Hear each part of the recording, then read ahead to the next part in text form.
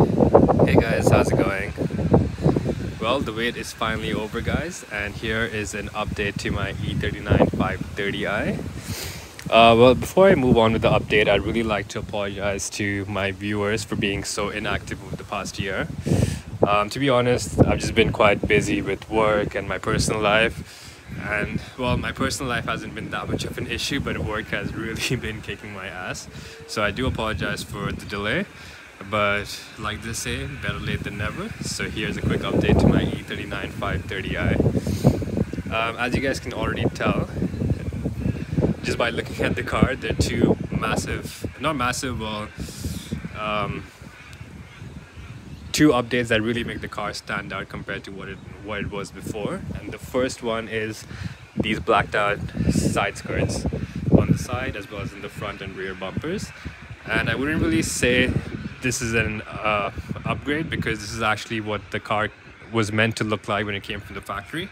So this is more of an OEM look, which I've always, tried to make my car goes towards the OEM look compared to any aftermarket non-tasteful mods. So yeah, so that's one thing I've been chasing around for a bit, and finally someone on Facebook had a set of these. For the most part, I'm pretty happy with them. None of them seem to have any damage. Actually, scratch that. The rear one is actually slightly damaged. It looked like someone reversed into something with this. So yeah, definitely need to get the right ones replaced. And besides that, you guys would have already noticed that I've also changed my rims. If you guys remember in my last video, I had a BBS 19-inch setup on my car, a staggered setup. The main reason I wanted to get the rims changed, well, there are actually two reasons why I wanted to get the rims changed. One was because there was a big chip on one of the rear wheels, as well as the fact that there was a negative camber on the wheels, so there was uneven wear on the rims as well. I mean on the tire as well. Similar with the front rims as well, there was a 10 mm spacer that made the car look a bit more aggressive, but it did impact the geometry of the car. And I mean, for the most part, I don't really notice a difference with or without the 10 mm spacers, but I do know that spacers do cause damage down the line in terms of your ball bearings as well as your suspension setup. At least that's what I think. So I've been trying to get them changed for the whole time. Initially my plan was to swap the Style 66 rims of the black E39 525i, but when I actually swapped the rims, I felt like I don't know, it just didn't look that pleasing aesthetically. It just looked like the rims were a bit too small for the car. So I popped the BBS rims back again and made sure to drive carefully, because obviously a chip in the rear rim is a big deal. So I got really lucky with these Style 65. Even though they're replica rims, I got super lucky, because for the most part, these rims are rare to find anywhere in the world, even replicas. Like I was looking up on forums, and some people were really like, these replica or original rims come out once in a few years, and if you're not actively looking for them, they'll be picked up in a few hours or few minutes. And with these rims, they actually got picked up in a few minutes, because I was actually in the middle of work and I was just well, I shouldn't be saying this, browsing through Facebook Marketplace, and I found this set for sale literally 10 minutes into when I mean they were literally for sale for 10 minutes when I found the ad. Quickly contacted the seller and I was like, I'm coming right now, please reserve the rims for me.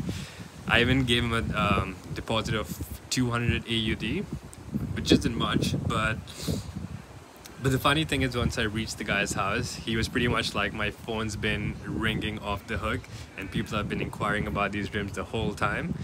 And so I got this whole set for 1,000 AUD, which is firstly super reasonable when you think about how rare these rims are, and especially the quality of these rims.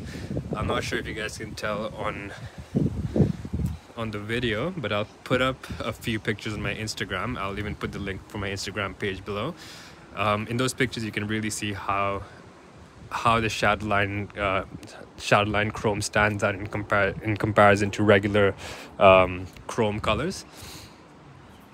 But yeah, so the guy that I bought the rims off was actually a great guy, because even though he was asking $1,000 for the rims, there were a few people who offered him $1,250 and even $1,300, and he basically told them that, you know, some guys are already on the way, and basically denied those deals. I mean, to be honest, he could have probably just given me back my deposit and probably given me $100 more on top of that, and basically told me to get lost. But luckily the guy was super chill, and he knew how much I wanted these rims, so he luckily kept it for me. But yeah, so before I move on to the next update, I'll just show you what the rear BBS rim looked like.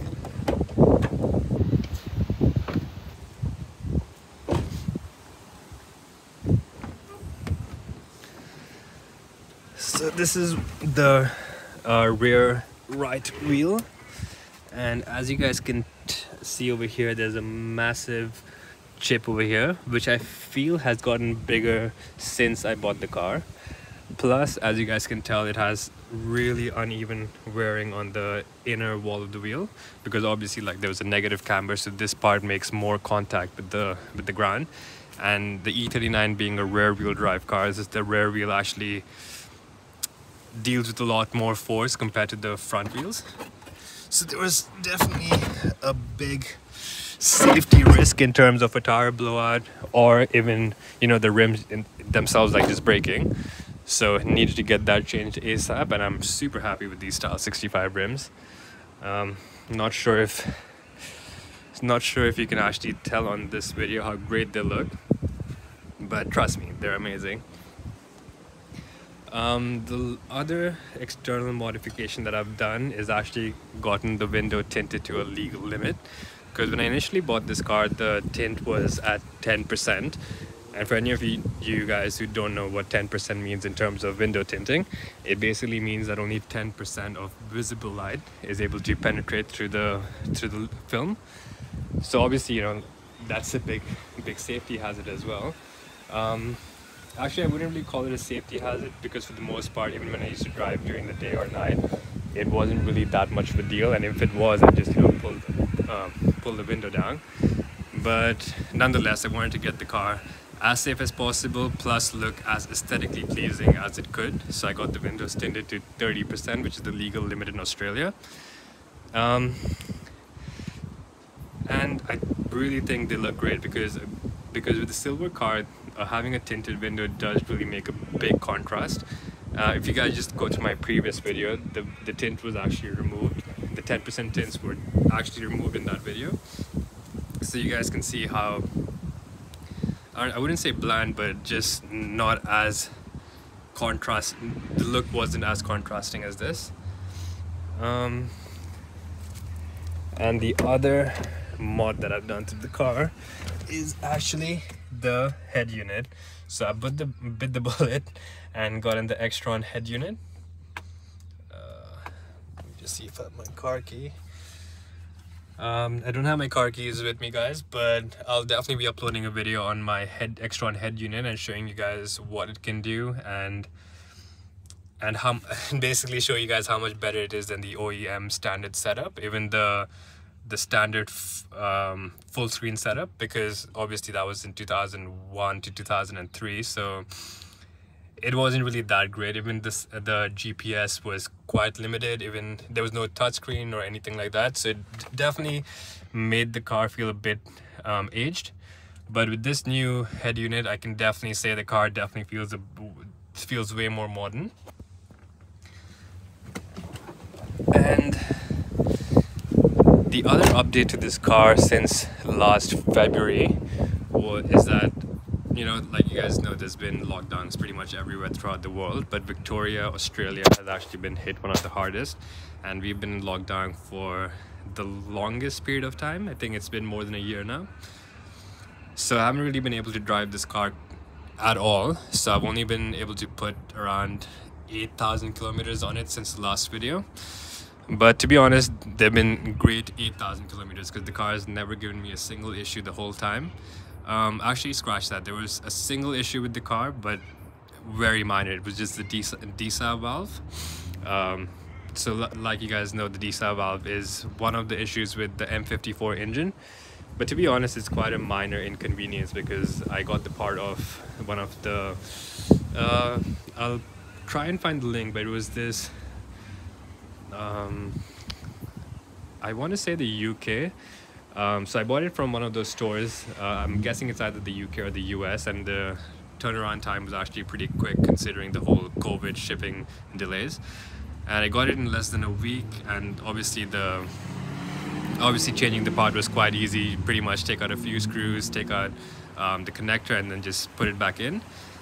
And the biggest difference I've noticed since changing the desal valve is that the car is a lot more fuel efficient than it was when I initially bought it. Initially when I bought it, I could, with how I drive, I'd be able to drive a full tank in maybe 2 or 3 weeks. But since I've changed the desal valve, it takes me almost a month between full tanks. So it's definitely been a significant change in terms of fuel economy. But yeah, besides that, the car has been perfect, and it's a great testament to the M54 engine, one of the most reliable BMW engines ever made.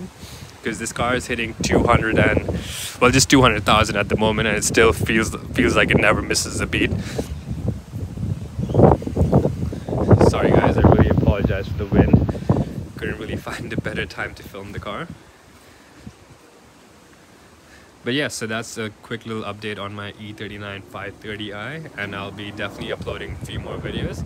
I actually filmed a video on the head unit upgrade because during the lockdown I wasn't able to, go to a shop and get the head unit changed.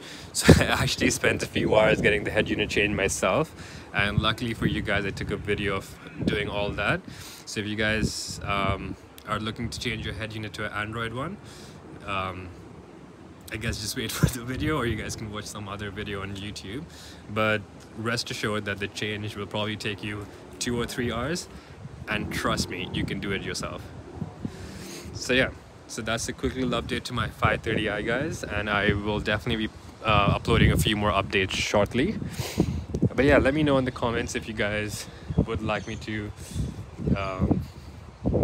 speak about anything else or take you guys for a POV drive. Actually, before I end the video, I'll actually talk to you guys about the 525i E39 that I had in my previous video. So like I said in that video, that was actually a parts car. So I just wanted to actually swap the rims and a few other little tiny bits from here and there. But that did not end up happening because, like I said, I put the 17-inch style 66 rims on it, and clearly that was a no-go. So I put them back, and I got rid of the car pretty much 2 weeks after I uploaded my first video. And the great thing is that black E39 looked quite weathered, but the guy who bought the car off me, he's actually, I'm guessing he's a mechanic, or he knows a mechanic, or something like that, because he has bought the car back to life. It pretty much looks like, I mean, it's pretty much night and day difference in what it used to look like. So I'll put that in my Instagram as well. So if you guys just click on the link below, you guys will be able to check out all the updates to my E39 as well as the 525i E39. So yeah, so that's a quick little update on what's going on with the E39 guys. Hope you guys have a good one, and I'll catch you guys soon.